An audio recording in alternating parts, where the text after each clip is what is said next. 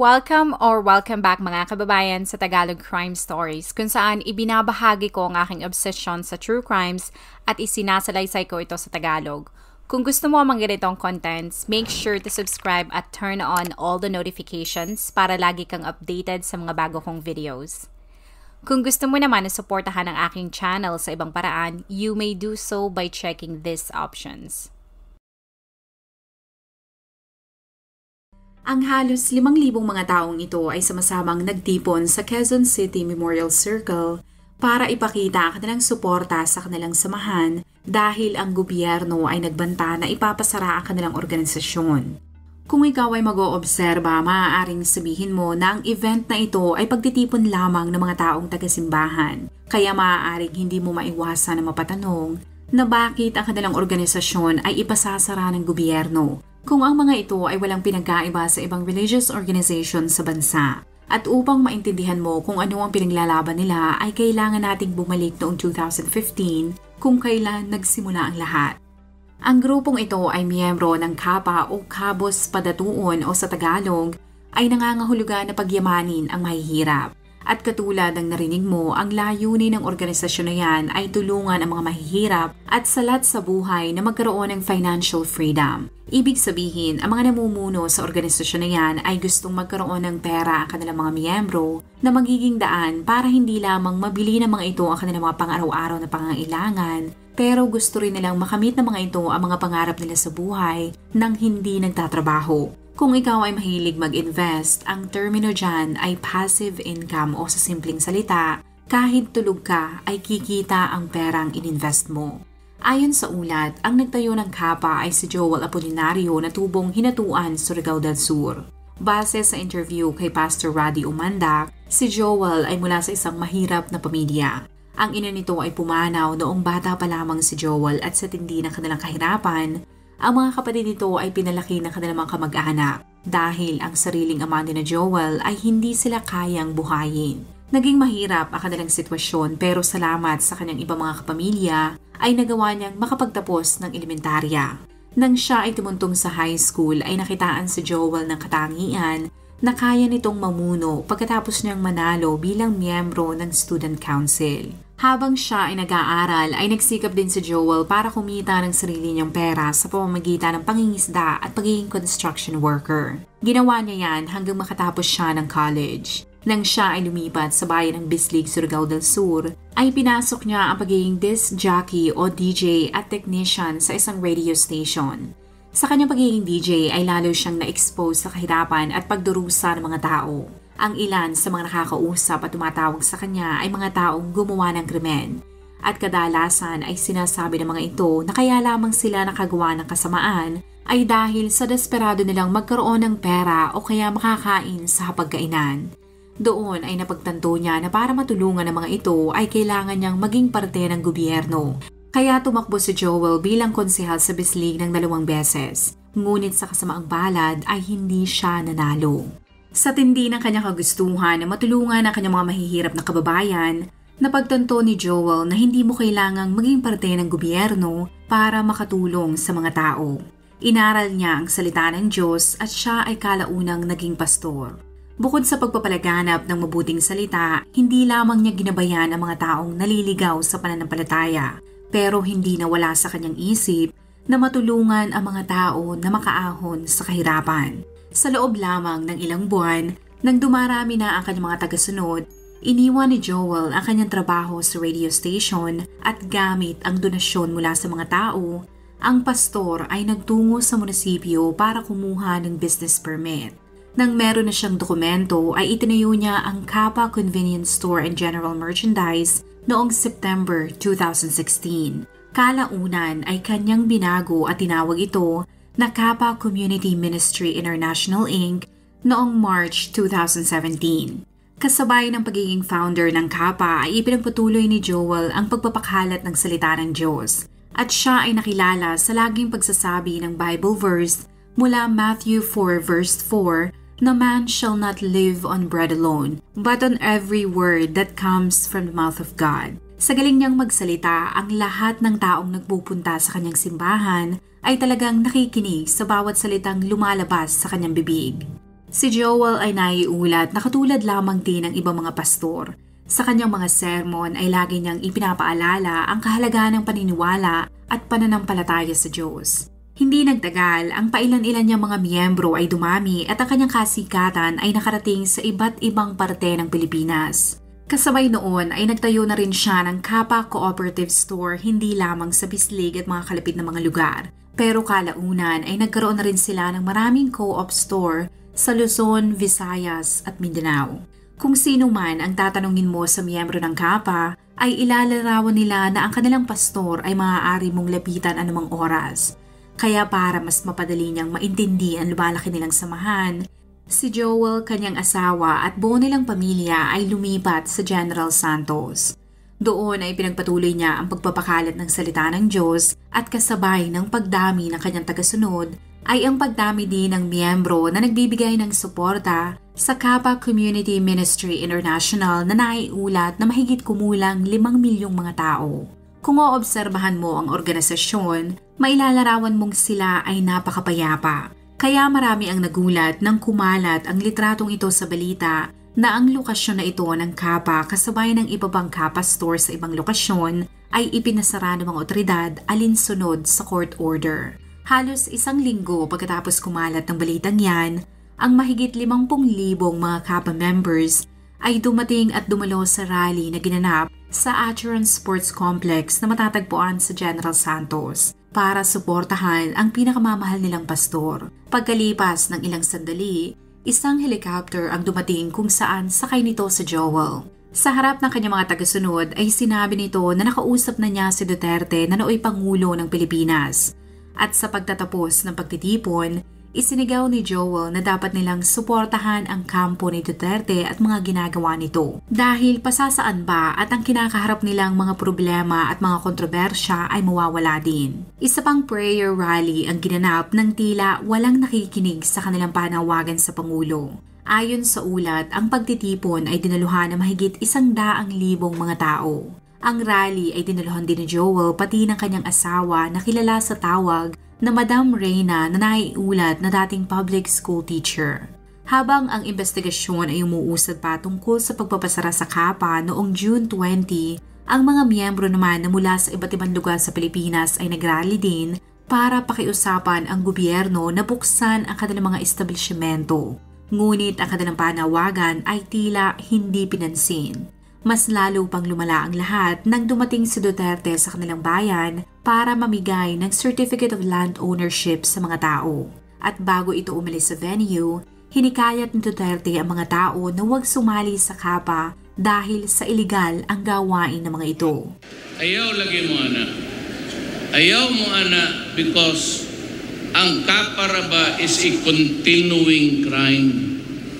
Hantod karon sige lang gyapon sila ang uban nilang mga branches. Ang akong giingon sa NBI o sa police, dakpa. Ang mga supporters ng samahan ay nadismaya dahil sa halip na mamatay ang issue tungkol sa kanilang organisasyon, ang ilang sangay ng gobyerno ay sinampahan ng patong-patong na mga kaso ang kanilang presidenteng si Joel pati na ang kasamahan nito. Pero bago pa man lumabas ang arrest warrant, sina Joel kasama ang iba nitong mga matataas na opisyal ay kaagad nakapagtago. Kung ang iba ay sasabihin na flight means guilt, para naman sa milyon-milyong tagasunod at supporters ng Kappa, sina Joel ay inosente.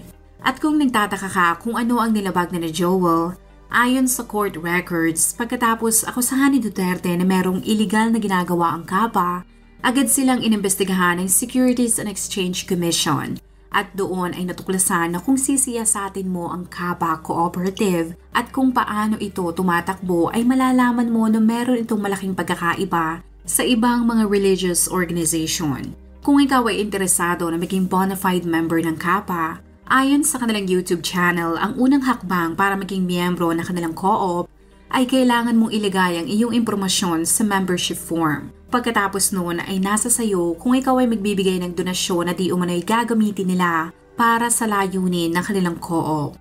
Kapag ikaw ay nagbigay ng donasyon, ikaw ay tatawagin ng donor.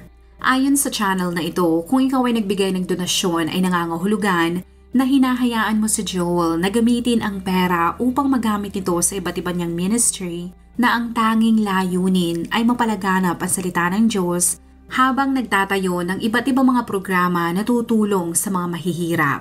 Kapalit ng kabaitan mo ay merong 30% na babalik sa iyo buwan-buwan na tinatawag nilang Love Kit. Ang 30% na matatanggap mo ay nakadepende sa halaga na ibinigay mo sa co-op. Pero ang pangakong 30% ng kapa ay walang written agreement. Sa madaling salita, walang dokumentong nilagdaan ang mga miyembro. Sa parehong video mula sa Kappa Philippines ay sinabi nila na kayang-kaya nilang ibigay ang 30% na kasunduan dahil marami ng negosyong naipundar ang kapa.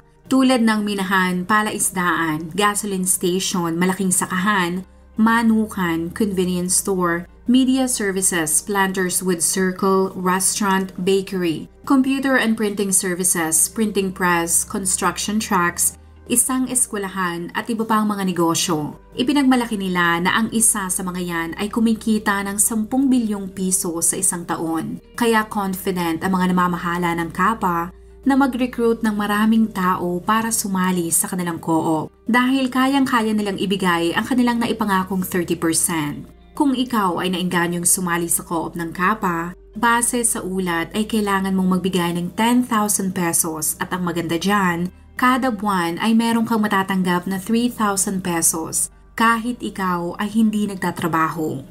Sa dokumentong ito na ibinahagi ng Securities and Exchange Commission sa publiko, kung 5 milyong mga tao ang miyembro ng kapa at lahat sila ay nagbigay ng 10,000 pesos, ang pondo na nakalap ng co-op ay tumataginting na 50 billion pesos kada buwan.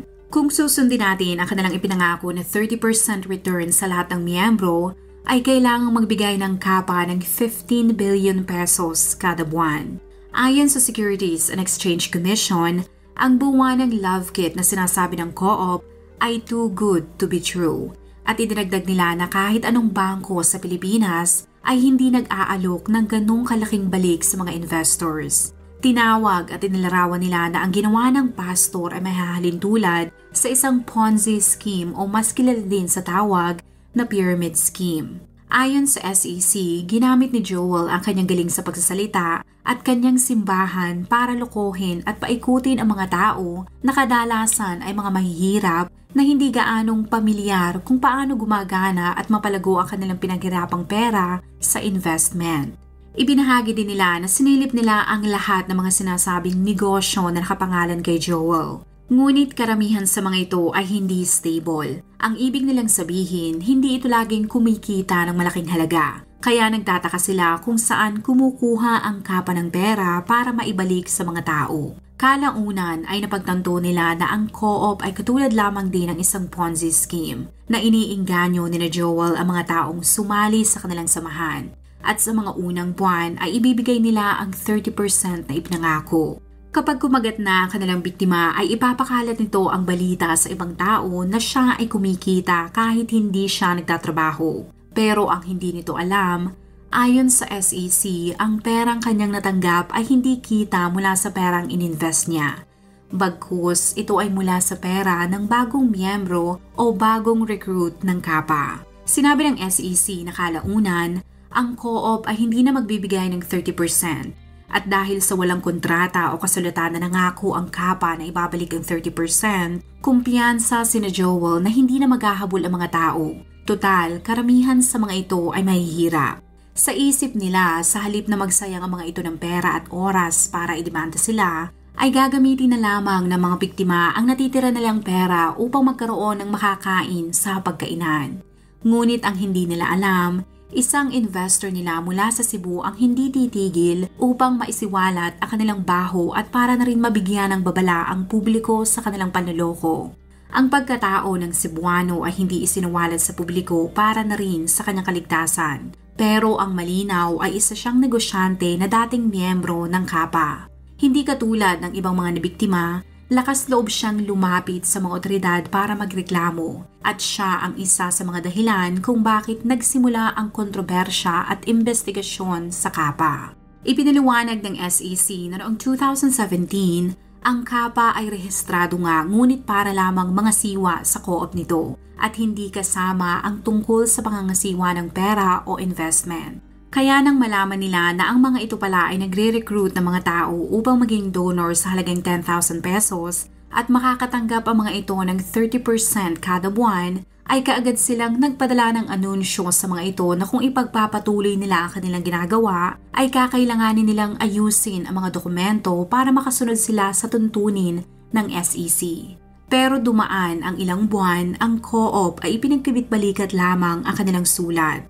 Ipinagpatuloy nila ang pag-recruit pero ang hindi nila alam, kasabay ng pagdami na kanilang mga miyembro, ay naging mainit din ang mata sa kanila hindi lamang ng SEC. Pero pati na ang ibang ahensya tulad ng Markets and Securities Regulation Department at Corporate Governance and Finance Department. Kaya bago magtapos ang buwan ng October noong 2017, ang SEC na nakabase sa Cagayan de Oro ay nakipag-usap na sa Department of Trade Industry at PNP upang makakalap sila ng ebidensya sa iligal na ginagawa ng Kapa.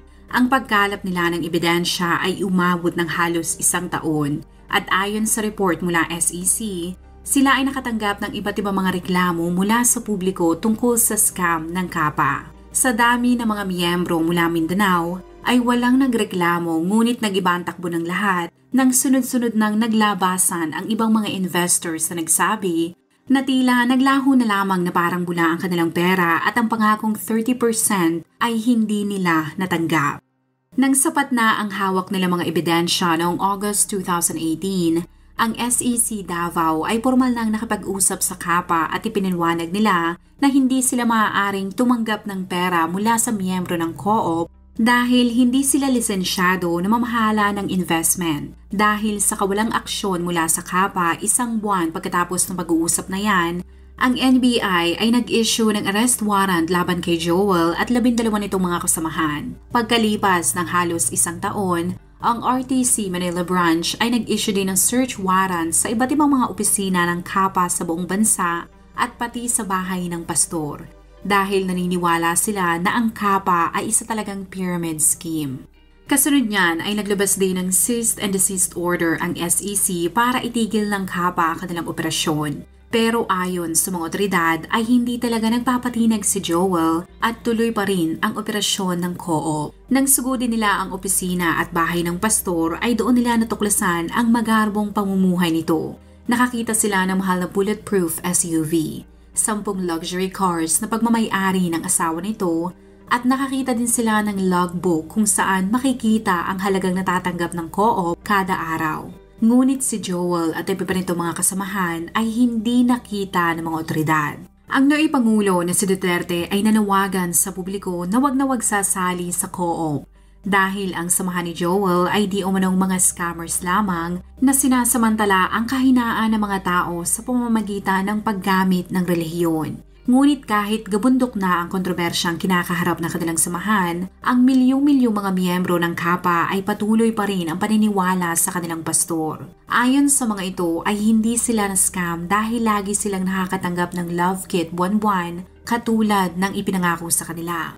Ang iba sa mga ito ay nakusahan pa na sila ay pinag-iinitan lamang ni Duterte dahil sa di umano'y mas dumarami ang miyembro ng mga ito sa Mindanao kumpara sa Kingdom of Jesus Christ na alam nating lahat ay pinamumunuan ng wanted ngayon na si Kibuloy. Sa TV ay tinawag ni Kibuloy na peking pastor si Joel dahil ang ministry nito ay hindi sumusunod sa batas ng Pilipinas. Kaya ang Kapa ay hindi religious group sa halip. Sinabi ni Kibuloy na ang samahan na yon ay dapat tawaging kulto. Ang iba ay nagsabi naman na ang pagpapasara sa Kapa ay dahil sa natatalo nito ang mga bangko. Pero sa personal kong opinyon, ang pagpapasara sa Kapa ay dahil sa hindi ito lisensyado. At ang 30% return na ipinangako ng samahan ay talagang too good to be true dahil kahit sa Amerika, kahit ikaw ay financially literate, alam mo na imposible kang makakuha ng 30% return sa mga investments mo. Kung ikaw ay merong high-yield savings account sa bangko, ang pinakamataas na nilang maibibigay ay nasa 5%. At kahit pasukin mo pa ang stock market, ang isa sa mga taong alam kong nagawang magkaroon ng malaking return rate ay ang bilyonaryo na si Warren Buffett. Pero kahit siya, ang pinakamataas niyang nakuhang return rate ay 20% lamang dahil bihasa siya sa stock market. Ano pa man ang teorya na paniwalaan mo na sinasabi ng mga taga-Kapa, para sa SEC, klarong nilabag ni Joel ang kanilang tuntunin dahil wala silang tamang lisensya. At para mapabilis ang pagdakip sa mga nasasakdal, ang Department of Justice ay naglabas na ng Immigration Lookout Bulletin hindi lamang para sa airport pero pati na rin sa mga pantalan para hindi makalabas ng bansa ang mga suspect. Kahit napakarami ng nakakaalam na wanted sina Joel, mabilis sa mga itong nakapagtago. Pero ang kanilang swerte ay hindi magtatagal dahil noong July 21, 2020, pumutok ang balita na ang pastor kasama ang 23 niyang mga kasamahan ay naaresto sa Lingig, Surigao del Sur. Sa report na isinumite ng PNP, nakalagay doon na nagawa nilang maaresto ng buhay ang mga wanted sa pagtutulungan ng Regional Special Operations Group, Special Action Force, Regional Public Safety Battalion, Philippine Coast Guard at local police sa Lingig. Ibinahagi ng police chief na ang mga ito ay armado na mahigit 40 mga baril pati granada. Ang kampo ng pastor ay hindi rin papahuli ng ganun-ganun lamang dahil ang mga ito ay nakipagputukan sa mga otoridad kaya isa sa kanila ay naiulat na napatay. Ang mga nasasakdal ay kaagad dinala sa police station at sinampahan ng large-scale staffa at hindi sila pinayagang makapagpiyansa.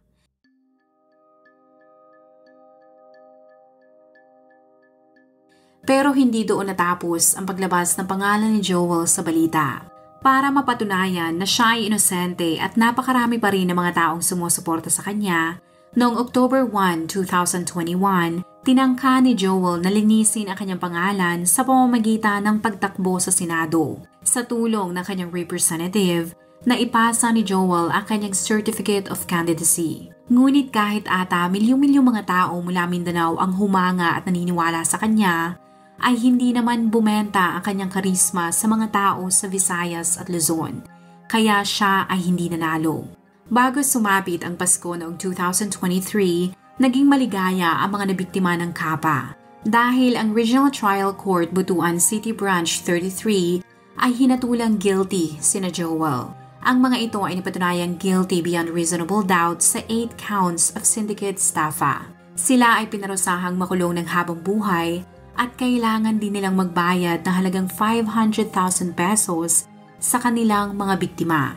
As of this recording, hindi naiulat kung meron na silang lisensya mula sa Securities and Exchange Commission. Pero ang malinaw ay aktibo pa rin ang Kapa bilang religious group. Kung ikaw ay nakinig hanggang sa dulo ng video na ito, maraming salamat sa panonood sa episode na ito. Please consider leaving a comment or i-like ang video na ito. At kung may kaso ka na gusto mong i-cover ko, please let me know. Magandang araw sa'yo, kabayan.